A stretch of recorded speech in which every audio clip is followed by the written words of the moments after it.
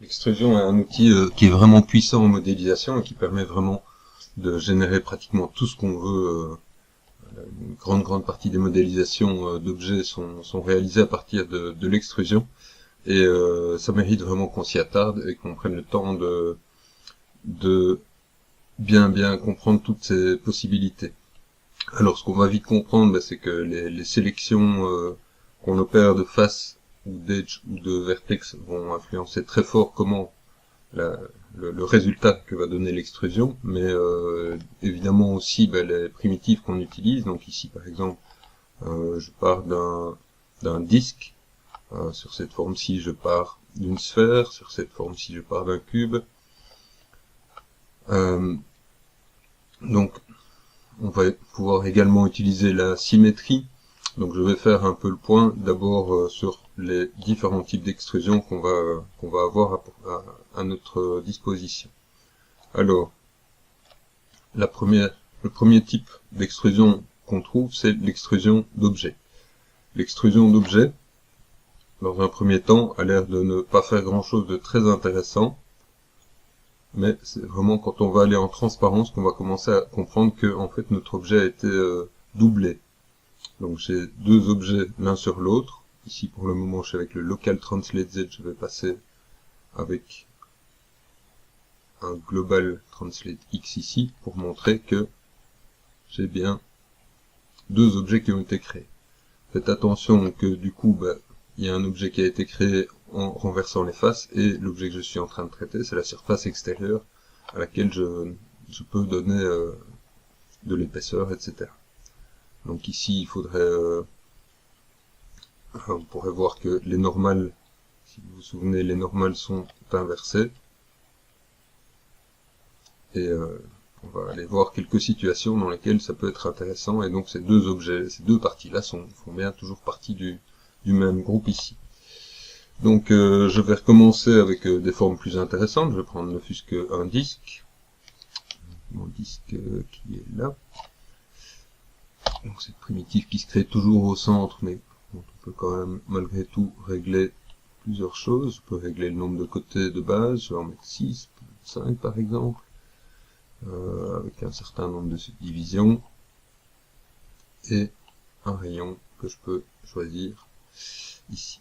Donc si je fais, pour le moment mon objet n'a qu'un côté, c'est comme le plan, si je fais une extrusion, je peux prendre ici simplement le déplacement vertical, mais je vais obtenir une sorte de cylindre, mais avec une découpe complètement différente ici au-dessus. Alors, si je viens, je peux regarder un autre paramètre qui peut être intéressant ici, c'est le thickness, l'épaisseur, et ça va donc ici agir de la même manière. Je vais regarder ça sur une autre forme. Je vais prendre une sphère, peut-être la déformer un peu, pour commencer.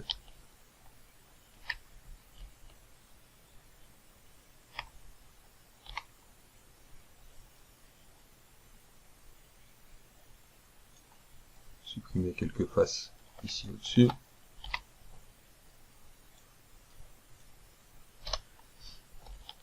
Et aller regarder ce qui se passe si je fais ici une extrusion avec une épaisseur. Et on voit qu'on obtient ici une sorte de début de ballon.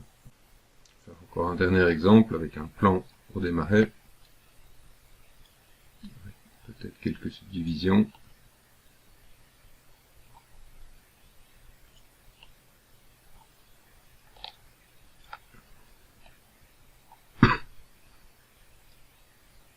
Supprimer une ou l'autre face. Peut-être prendre le temps de repositionner un peu quelques vertex.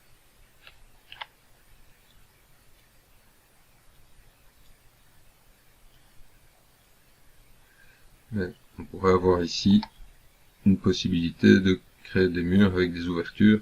Et donc simplement en donnant, donc j'aurais pu aussi vraiment aligner mes vertex ici et prendre le temps de faire les choses correctement.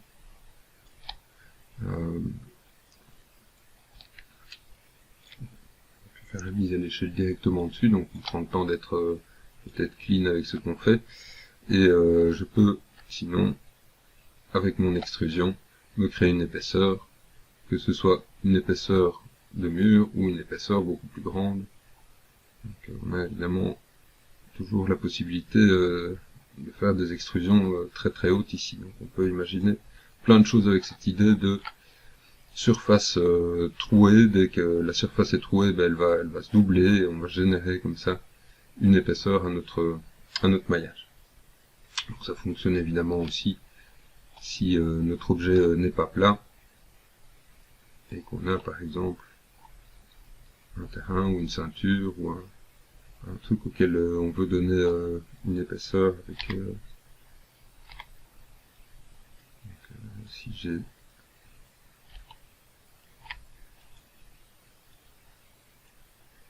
si je veux faire une sorte de couverture ou quelque chose comme ça, ben je vais vraiment pouvoir commencer par donner une forme plate et extruder ensuite.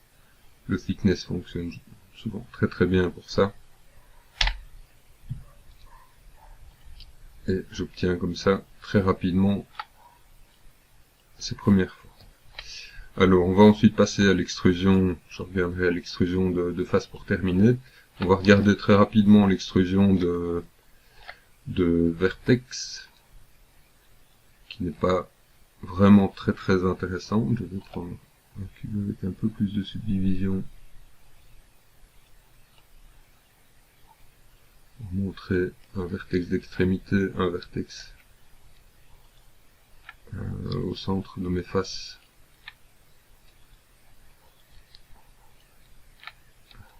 Sur les bonnes touches. Voilà, donc je prends 3 vertex ici. L'extrusion de vertex va me générer des faces très rapidement à 5 côtés, ou des triangles. Donc c'est quelque chose qu'on n'aime pas trop, ou alors des sortes de pointes comme ça qui sont plutôt des erreurs de modélisation qu'autre chose. Donc c'est pas vraiment une extrusion très intéressante. Ça peut parfois être utile quand on met une longueur de 0 ici, pour venir démarrer certains détails en coin, comme ça faire des insertions. Ça peut être utile dans certains cas comme ça. Mais ça demandera de toute façon pratiquement toujours de venir redécouper les choses après pour réobtenir des faces à 4 côtés. Donc on va plutôt éviter l'extrusion de vertex. L'extrusion d'edge, elle peut être aussi parfois dangereuse. Donc, si j'extrude un edge, je vais aussi générer un souci. Donc, je vais venir avec le système d'axe.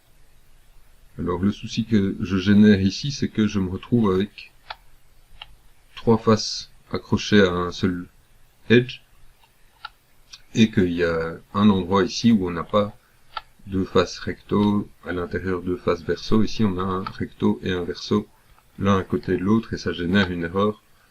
Si je fais un test ici, mon objet va par exemple, je vais avoir une erreur ici sur certains outils qui me dit qu'il y a une erreur de modélisation, et cette erreur tout simplement c'est cette face qui vient d'être générée en tirant l'edge. Donc l'extrusion d'edge elle devient utile quand on a des trous, et donc elle va permettre de, par exemple, ici j'ai sélectionné toute la bordure, si je l'extrude, je peux continuer mon opération d'extrusion, comme ça ici, par le haut. Je vais plutôt me mettre en sélection globale ici, où tous les edges partent d'un bloc, et je peux continuer à extruder. Ça peut être une très bonne manière de faire.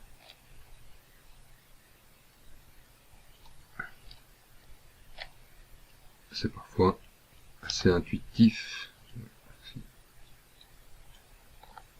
Et on aura des opérations après qui nous permettent de fermer les trous et venir souder tout ce qui nous manque. Mais donc ça peut parfois être intéressant. C'est entre autres un mode de fonctionnement qu'on va utiliser quand on modélise un personnage à partir de rien. Donc on part d'une face, et à partir de cette face on vient effectuer plein d'extrusions. Je note déjà ici, donc je vais montrer cette idée là, Donc je pars d'un edge et je vais extruder. J'extrude peut-être plus librement ici. Donc on viendra éventuellement prendre plusieurs edges à la fois. Et donc on est plus libre ici dans l'espace. Notez bien que quand on est en déplacement, bon, mis à l'échelle en rotation, on a tout en bas ici des attributs, la possibilité d'extruder avec le Shift. Et c'est vraiment dans ce genre de situation. Donc si j'appuie sur Shift, j'extrude en même temps. Et c'est vraiment le genre de situation dans lequel ça peut devenir intéressant.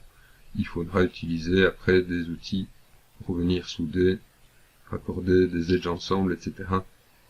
On aura des outils beaucoup plus pratiques aussi que ça. Donc voilà, c'est parfois utile d'extruder des edges, mais faites attention. Donc pour le moment, on retient extrusion d'objet, extrusion de face. Extrusion même d'objets troués de préférence et extrusion de face, sinon on a plutôt tendance à créer des erreurs qu'autre chose. Alors on va aller regarder maintenant en détail l'extrusion de face. Donc je reviens tout d'abord sur vraiment les différents paramètres. Je vais me sélectionner par exemple 3 faces ici.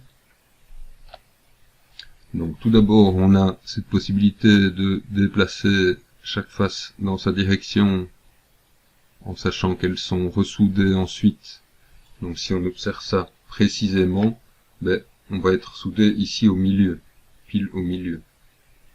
C'est ça qui fait que dans beaucoup de circonstances, dès qu'on a une sélection qui n'est pas plate, on n'obtient pas forcément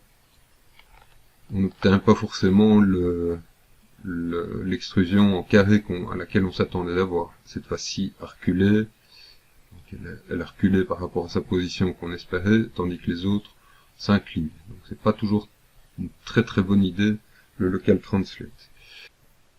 Donc ça, même peut-être encore moins facile de gérer les autres local translate. Et donc, ici chaque face part un peu dans sa direction avant d'être soudée. Donc c'est vraiment pas forcément simple toujours d'utiliser ces locales qu'on voit ici. Donc on va être quand même assez prudent ici. On avait un autre système donc qui nous permettait de travailler avec cette fois un mouvement d'un bloc. On va faire en plus une mise à l'échelle par exemple en Z. Et donc on voit ici que ça pourrait déjà être un peu plus intuitif. Alors je reviens en arrière. Notez bien que donc là je suis passé du système local centré sur une face au système global ici. Notez que je peux avec des V aussi. Oups. Je perds mon...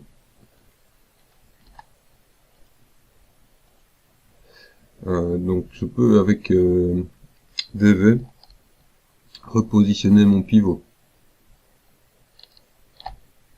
Donc, on n'a pas exactement toutes les fonctionnalités que l'on veut ici, mais ça peut être utile. Donc ici on a des coordonnées de pivot liées à notre petite opération qui vont nous permettre, si par exemple je fais des mises à l'échelle, de faire des mises à l'échelle par rapport à un certain point. Ça peut être vraiment intéressant. En arrière. Je reviens dans ce mode-ci. Avec mon pivot qui maintenant est à la base. Et je peux obtenir comme ça des mises à l'échelle qui pourraient être vraiment intéressantes. Alors, on va venir en arrière. On a une autre possibilité ici, l'épaisseur, qui elle va nous donner une épaisseur. Donc chaque face part parallèlement, perpendiculairement à sa position d'origine, donc elle part perpendiculairement à sa normale, mais d'une épaisseur qui est définie ici. Et quand on ressoude ici, ben, il y a une prolongation des faces pour qu'elles viennent se rejoindre. Donc ça nous donne, en général, cette chose-là nous donne en général vraiment un bon résultat. Donc si par exemple je prends toute cette bande-ci, voilà. Donc si je prends toute cette bande-ci ici, et que je donne une épaisseur,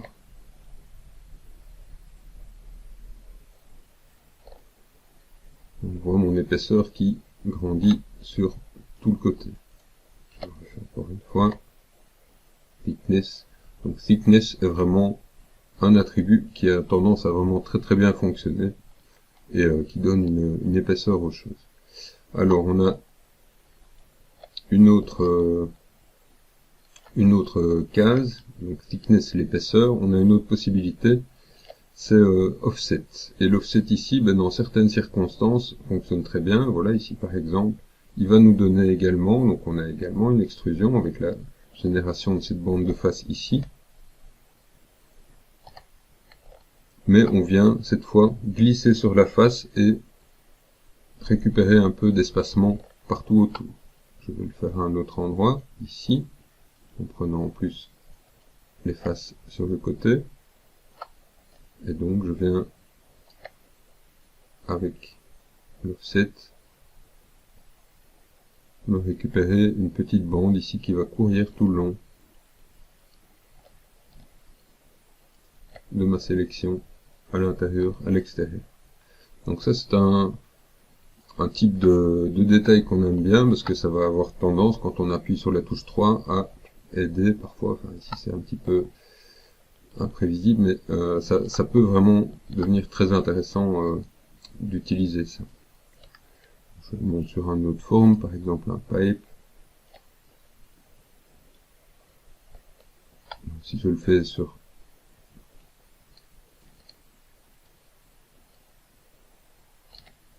ici, l'offset va simplement me créer une bande ici au milieu. Si je le fais sur les faces du dessus, je peux le faire en même temps sur les faces du dessous. L'offset me crée une petite bande sur les côtés ici. Et je pourrais le faire encore à l'intérieur.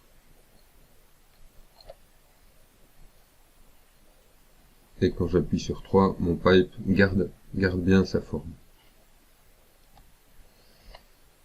C'est une opération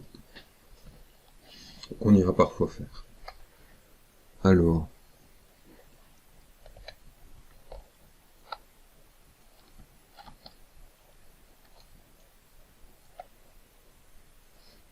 quand on extrude, on a la possibilité encore de faire une autre chose, c'est de rajouter des divisions.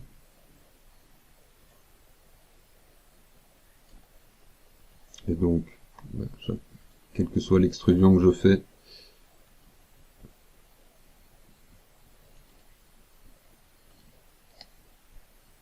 avec une sélection donnée,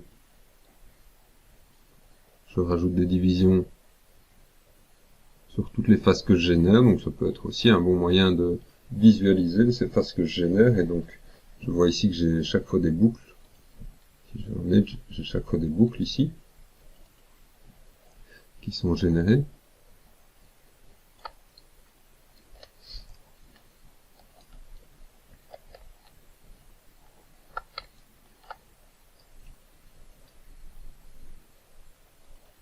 Je vais prendre chacune des faces, faire une extrusion en offset, et séparer les faces avec plusieurs subdivisions.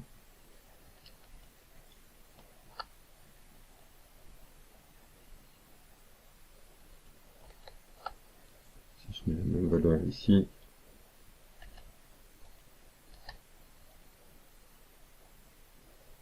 peut-être même une valeur intéressante ici. On peut obtenir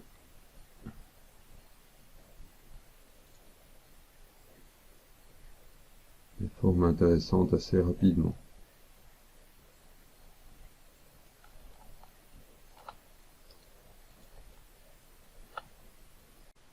Alors je voudrais montrer montrer 2-3 petites erreurs qu'on est susceptible de faire en utilisant l'extrusion. Tout d'abord, l'idée que je fais une extrusion ici simple. Oups. Pas du tout ce que je voulais faire. J'ai une extrusion simple d'une face ici.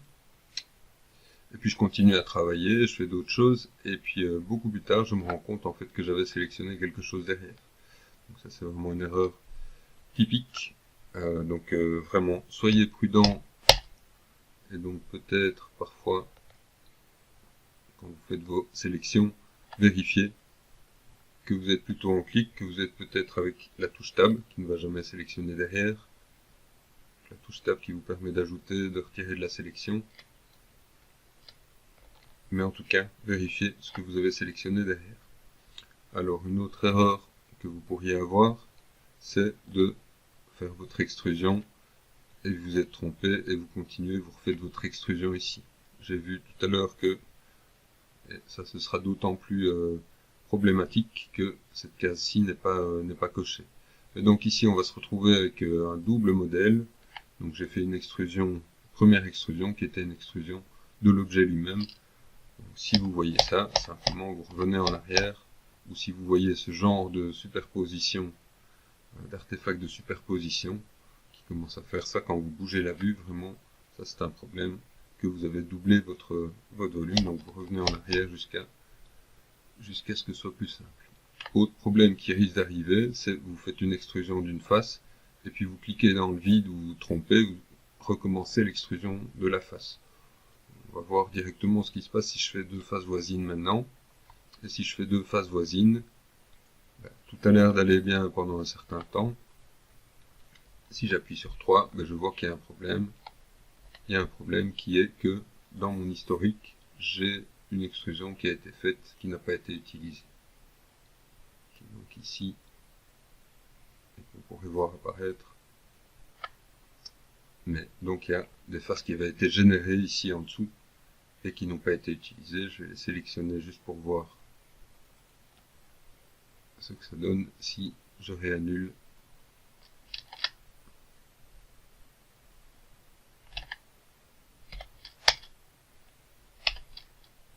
Et donc on voit qu'on a une série de faces ici qui n'apparaît que si j'appuie sur la touche 3. Donc soyez vraiment prudent au début, simplement de vérifier quand vous faites une extrusion que tout s'est bien passé, que vous aviez fait la bonne sélection, ni trop peu ni trop, parce que vous pourriez avoir des problèmes, et donc si on veut, on peut toujours supprimer les notes si on est beaucoup plus loin dans notre travail. On peut venir, qu'on a modélisé autre chose, qu'on n'a plus de retour en arrière possible, il y a toujours cette possibilité-là. Il y aurait également les possibilités de supprimer ce qu'on a fait comme erreur et de reboucher les faces, recommencer localement ce qu'on a fait comme erreur. Alors je voudrais rajouter encore une dernière petite chose. Parfois quand on fait une extrusion, on a par exemple fait une extrusion un petit peu, ici je ne vais pas faire quelque chose de très sophistiqué, mais je fais une extrusion avec des valeurs qui m'intéressent. Je peux en fait copier les attributs ici de mon extrusion, et si je voulais la répéter, cette extrusion ailleurs, je pourrais très facilement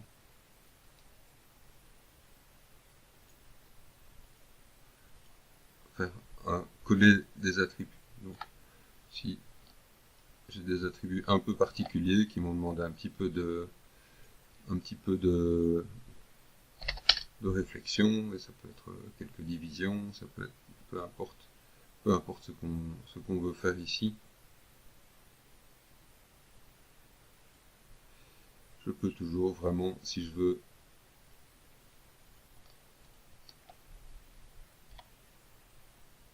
aller relativement vite de cette manière-là. Je vais faire maintenant simplement quelques exemples de modélisation. Alors je me crée un cube ici, je le crée avec la touche X, comme ça il a directement une épaisseur qui est intéressante. On va aller rajouter des subdivisions dans ce sens-ci.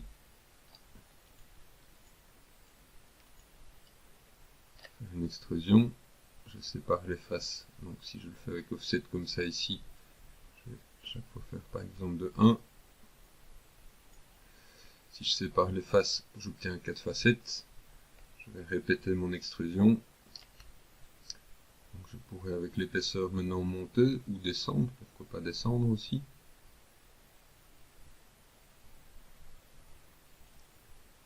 Je peux combiner ça avec un offset. C'est souvent intéressant de mettre la même valeur aux deux, comme ça on obtient un angle de 45 degrés.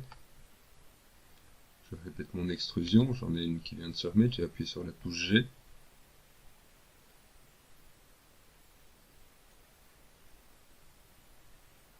J'appuie sur la touche G.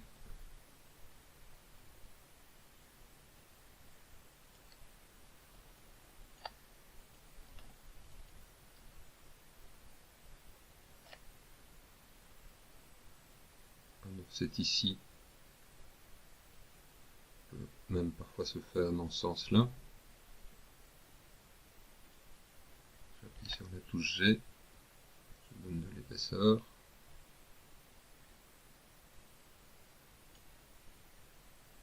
J'appuie sur la touche G.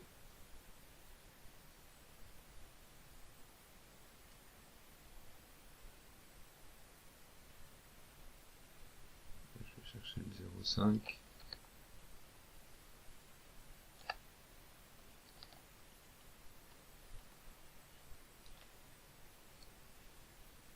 Ça comprendre un peu les possibilités.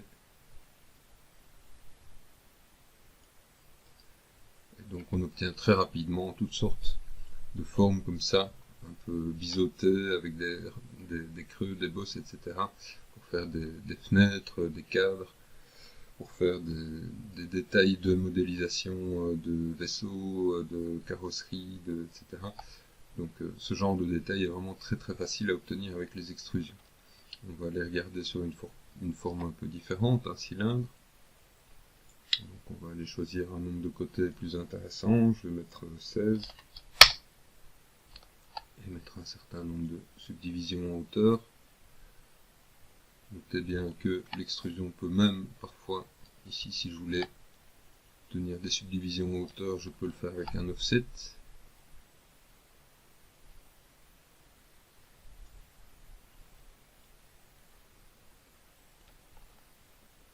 Toujours bien. L'offset va me permettre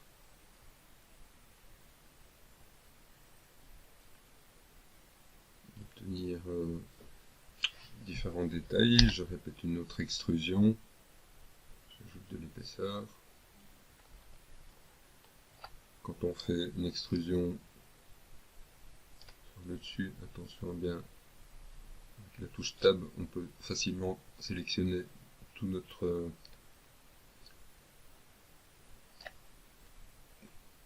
modèle. L'offset dans un sens ou dans l'autre nous a créé une bande de face par en dessous ici. On peut incliner si on veut.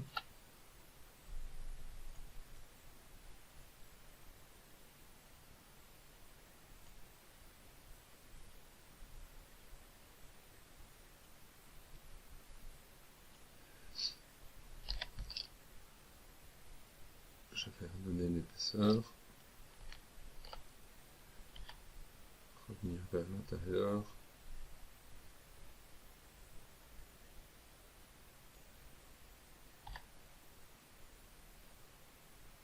Revenir encore vers l'intérieur.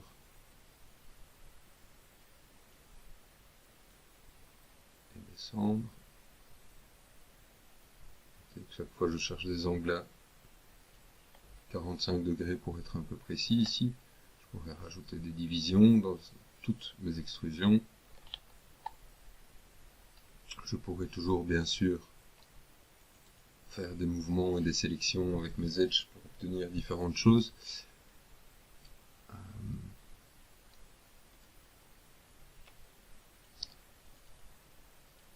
Revenir sur n'importe quelle sélection de face pour redonner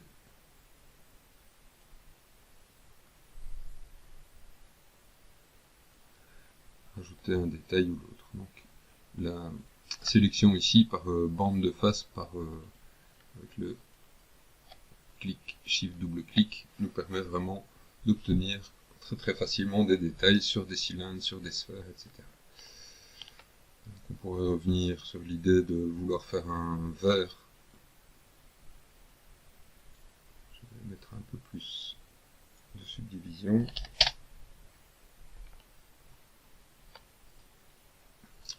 On va lui donner une forme d'abord avec la sélection adoucie.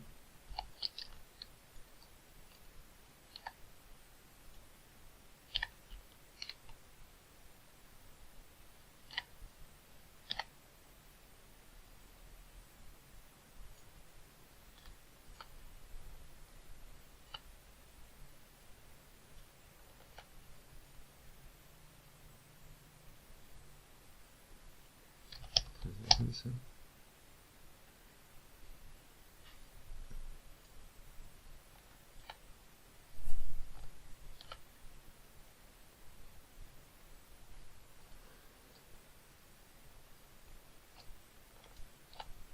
Supprimer les faces du dessus.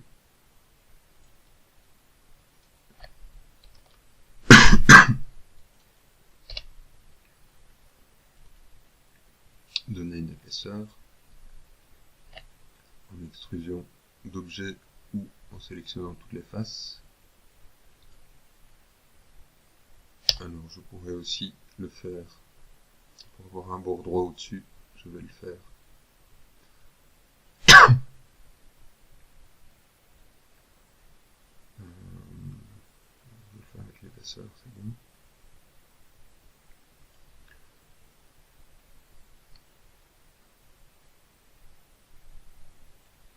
Je vais descendre un tout petit peu.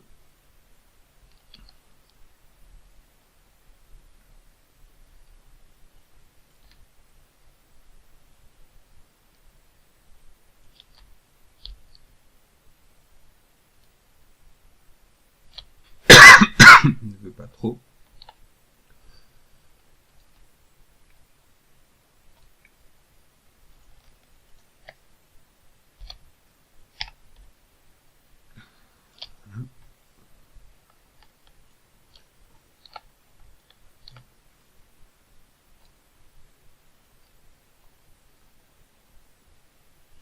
Toutes mes faces du bas.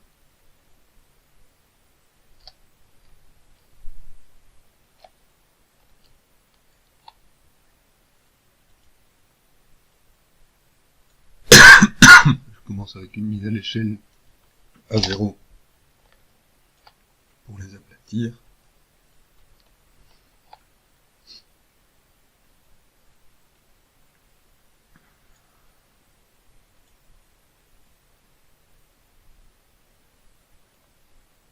J'affine un peu le pied avant de descendre.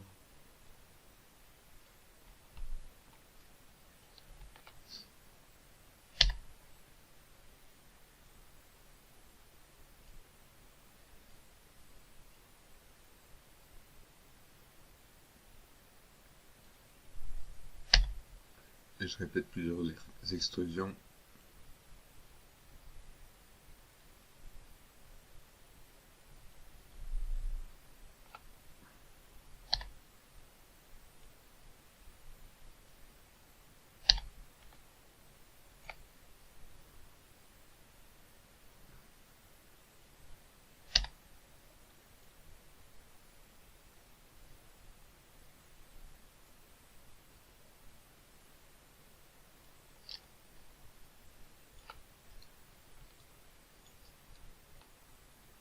Pour obtenir un verre, une fois que ma modélisation est terminée, je pourrais supprimer l'historique, je pourrais évidemment repositionner le point de pivot à la base.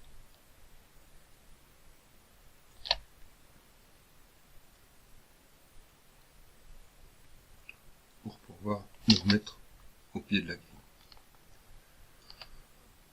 Alors on va aller regarder quelques exemples de modélisation.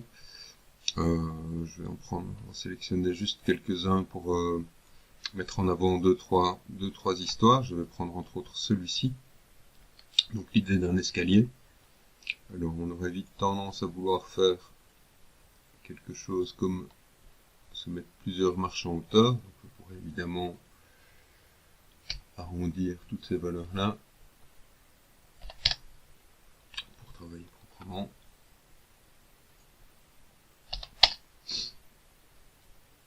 Alors, une chose qu'on pourrait se dire, c'est qu'on va faire une marche après l'autre. Donc une extrusion à une épaisseur de 8. Je répète, une extrusion à une épaisseur de 6. Touche G, une épaisseur à 4. Et enfin, une à 2. Alors, tout ça a l'air correct de premier abord, mais en fait, on a fait quelque chose ici qu'il faut éviter en modélisation, c'est qu'on a des faces ici qui ne sont pas soudées correctement entre elles. Donc ici, en déplaçant une, je le vois, en appuyant sur 3, je le vois aussi. Donc, je vais recommencer cette idée-là. Je vais faire un cube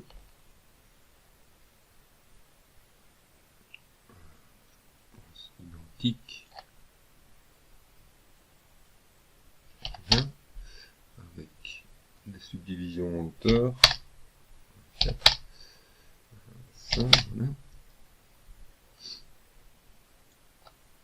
Et donc ici, si je veux procéder à la création de mon escalier, je vais plutôt modéliser progressivement en désélectionnant une face et en faisant chaque fois une extrusion.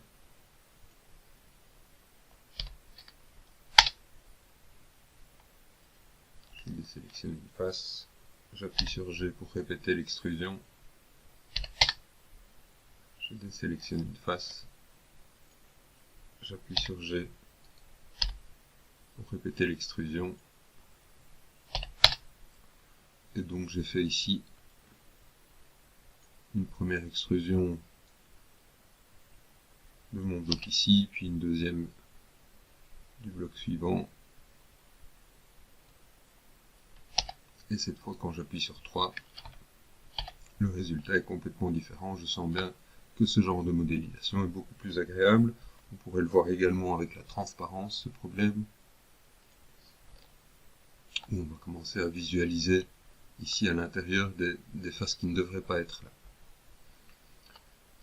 Alors, une autre erreur qu'on pourrait, donc ici après ça, je peux très facilement continuer à modéliser et prendre par exemple toutes les faces du côté. Donc je vais utiliser ma contrainte de sélection ici pour aller vite.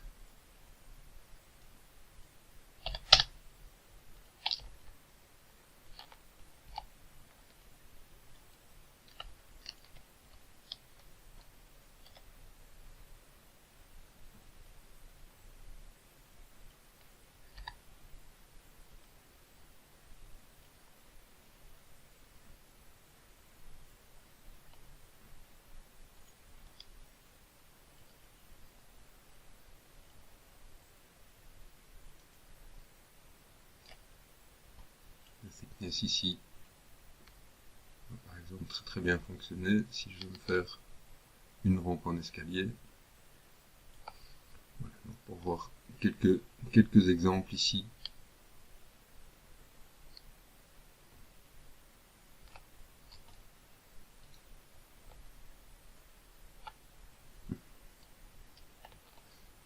Alors je vais montrer un autre exemple qui est assez improbable. En fait, je pourrais le faire ici. Je vais le faire sur. Donc c'est l'idée. Donc je vais prendre par exemple un torus. C'est ici simplement l'idée que quand on prend la moitié d'un objet,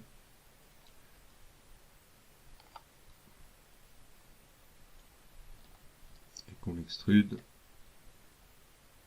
en global, on va pouvoir rajouter de nouveau cette bande de face ici. Donc on écarte les deux parties et c'est vraiment ici les faces qui sont rajoutées par l'extrusion, on a simplement généré des faces entre nos deux moitiés de l'extrusion. C'est quelque chose qui peut s'avérer très utile et parfois qui est assez surprenant. Si je le fais par le dessus.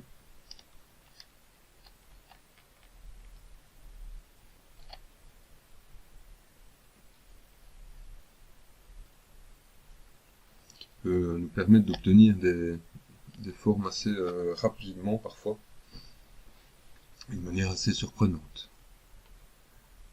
Donc, ici, si j'ai d'autres choses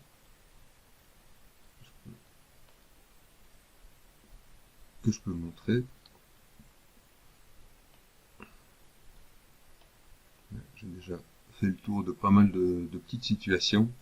Donc ce que je vous invite à faire, c'est de récupérer ce fichier ici avec les différentes formes ici, et d'essayer de reproduire chacune de ces petites formes ici. Alors il y a d'expérience certaines formes comme celle-ci qui ne sont pas simples. Je vais encore montrer celle-ci. Donc ici, si je l'observe, cette forme, je peux voir que elle est composée en fait de deux extrusions. On part d'un cube, d'abord dans un sens et puis dans l'autre, en mise à l'échelle.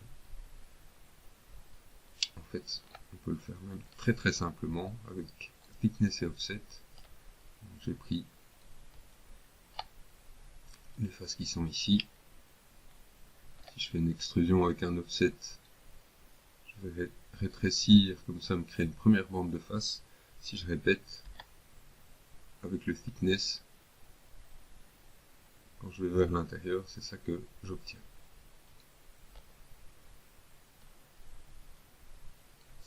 Alors, je vais encore montrer une chose, c'est l'idée de pouvoir travailler en symétrie. Donc, si j'ai activé une de mes symétries, par exemple la symétrie Object X, ben, simplement, quand je sélectionne une face, la face se sélectionne de l'autre côté, j'extrude, mon système d'axe change un petit peu, c'est-à-dire que il se restreint au scale, un scale uniforme qui fait agir les trois locales ou au local translate. Sinon, ben, on garde toujours la possibilité de travailler en thickness ou de travailler en offset.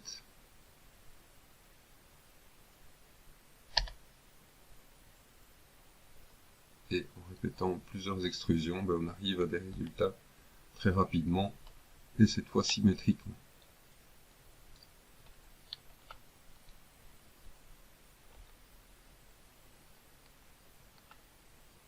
Essayez par exemple de réaliser le M ici en partant d'un bloc ici au centre.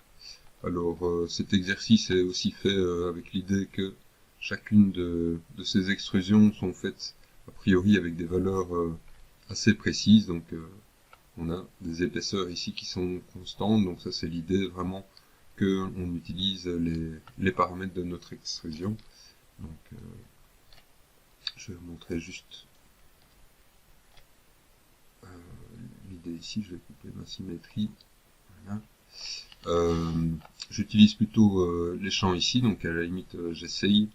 Donc ici, ça se met directement assez précisément, mais si je suis en train de jouer avec mes axes ici, ben c'est tout de suite plus imprécis. Mais vous pouvez toujours avoir la valeur qui est plus ou moins correcte et puis venir l'arrondir par la suite.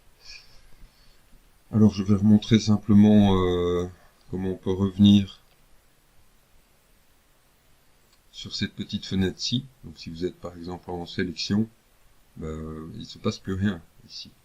Donc on a en fait, pour revenir à cette opération, à une opération d'extrusion ou à une autre, on a la touche T qui va nous réouvrir notre petite fenêtre ici, notre InView Editor, et qui nous permet donc de venir revérifier des valeurs, les repositionner, les repréciser par la suite, et sinon on peut essayer de retrouver les valeurs dans la liste qui est ici.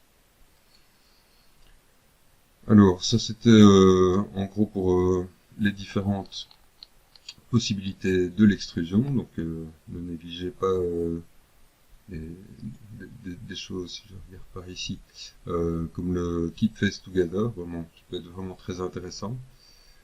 On a donc l'aléatoire, mais qui est peut-être moins intéressant en extrusion. Et alors on a encore ici toute une petite zone que je vais expliquer maintenant. Je vais supprimer un peu tout ce que j'ai fait ici. À partir d'une nouvelle scène.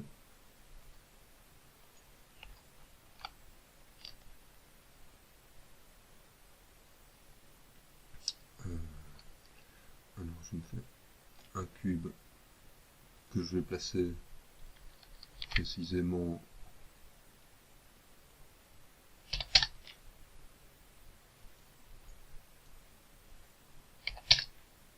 je vais le mettre sous la grille, ce sera le plus simple.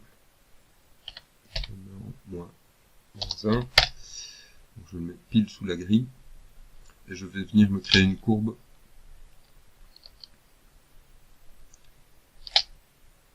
dans cette vue-ci. Donc je crée une courbe.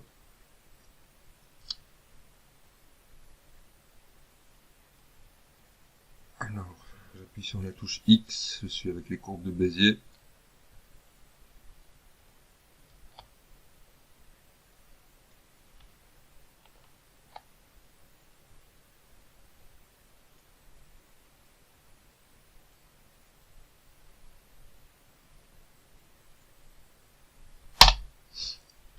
Donc, j'ai créé ça précisément avec le centre de la grille, en commençant par le centre de la grille dans une vue de profil.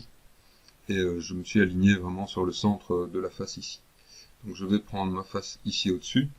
Commencer par la rendre un peu plus petite avec un offset. Donc j'ai ma face qui est sélectionnée ici. Je sélectionne avec Shift la courbe en plus. Et je fais une extrusion. Et j'obtiens une extrusion qui va jusqu'au bout de la courbe ici. Donc on va commencer à comprendre ce qui se passe dès que j'augmente le nombre de subdivisions. Et il faut que j'en mette suffisamment. Et je vois qu'avec ça, je peux obtenir une extrusion le long d'une courbe. Donc je reviens ici dans l'attribute editor qui est plus agréable pour regarder mon opération. Et donc j'ai quelques opérations ici qui me permettent d'entortiller.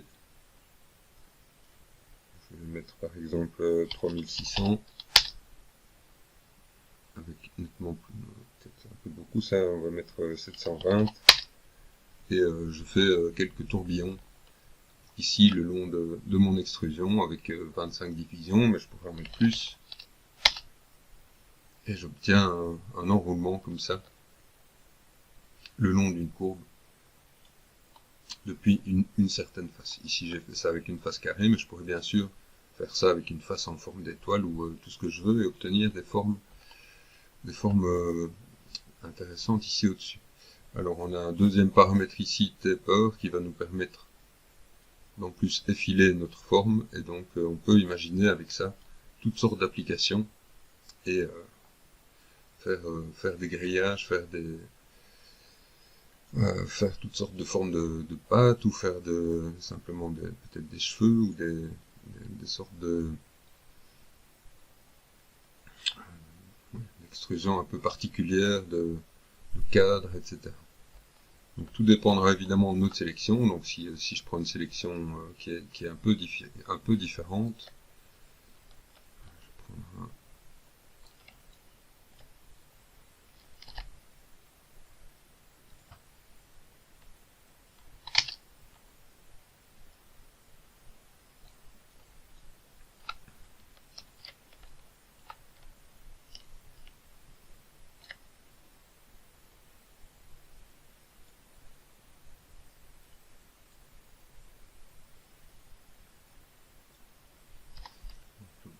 je pourrais très bien partir d'une forme comme celle-ci.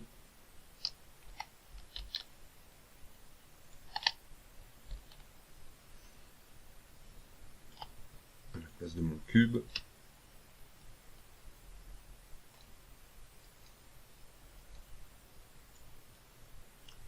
D'abord sélectionner toutes les faces du haut.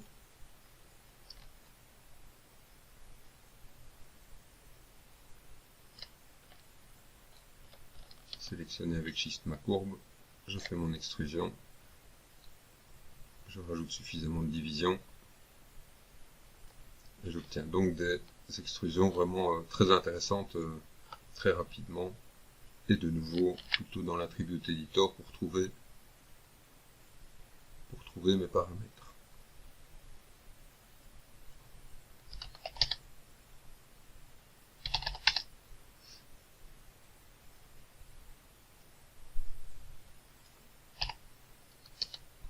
Et donc le taper va me permettre de rétrécir ou pas ma forme.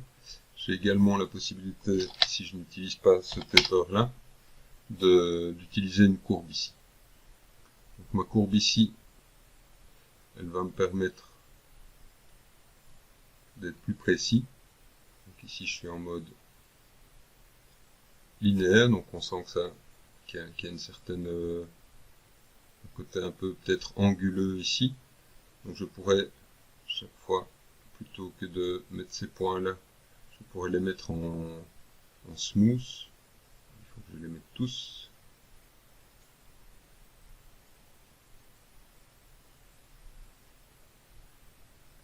Je vais mettre le premier en smooth. Et on obtient comme ça une courbure qui est plus lisse ici, mais qui fait des sortes de drôles de plateaux. On a une autre possibilité qui est de se mettre en spline. Et le spline est un peu plus prévisible que le précédent. Voilà, donc on a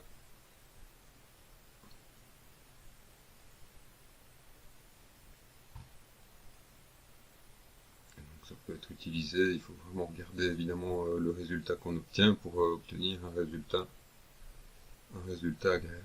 On n'a pas forcément besoin de beaucoup de points pour arriver à un bon résultat.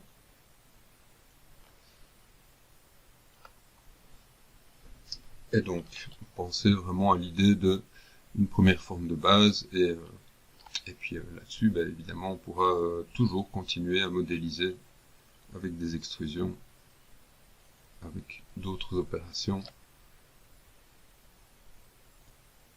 Donc on obtient vraiment très très rapidement des formes intéressantes avec ce système. Alors, moi je vous invite à faire vos expériences avec l'extrusion. Donc vraiment à prendre le fichier dont je parlais avec ces différentes formes proposées, essayer ces premiers cas qui étaient des cas relativement simples, et puis petit à petit d'essayer de faire des expériences avec des formes de plus en plus particulières, de faire des expériences aussi pour réaliser des objets précisément, ici des choses comme des fenêtres ou des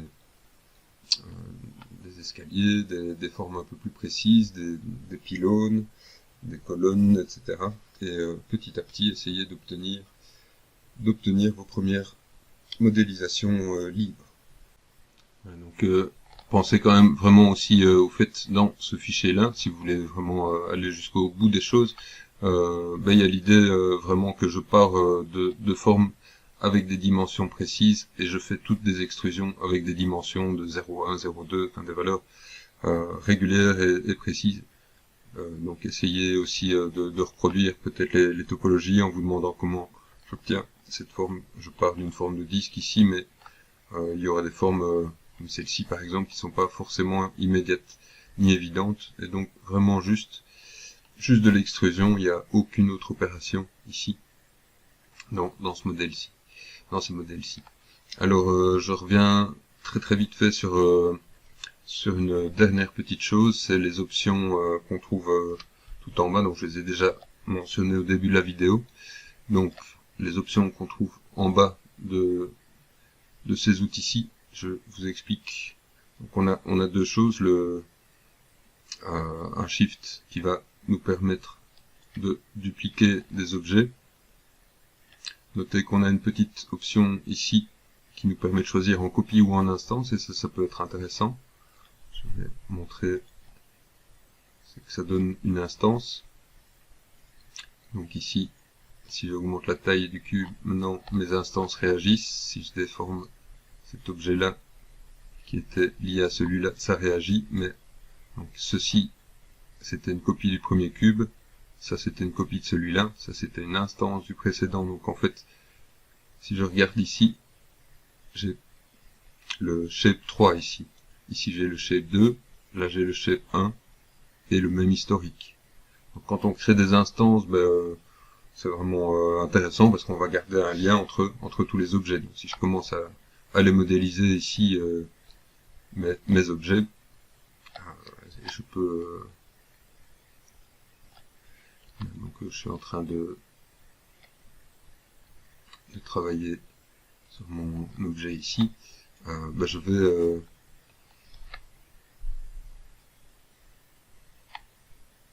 Je vais garder un lien entre mes deux éléments. Alors, je m'en garde quand même. Donc, on a sinon la possibilité d'extruder donc des edges, des faces, etc. avec le shift déplacement. Donc, c'est pas du tout inintéressant. Ça va nous permettre éventuellement d'utiliser la touche V directement. Et ce qu'il faut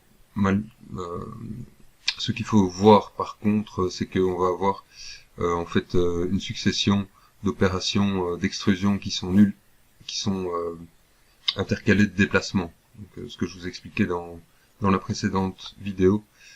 Ici, on n'a aucune manière de venir retrouver la hauteur à laquelle on a fait notre extrusion.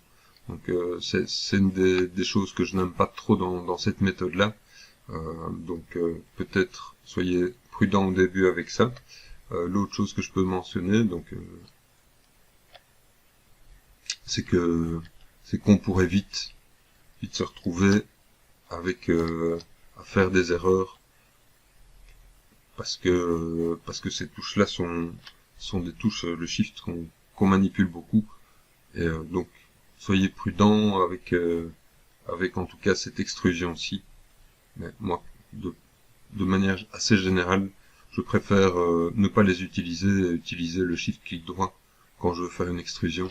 À ce moment-là, j'ai vraiment mes paramètres sous la main.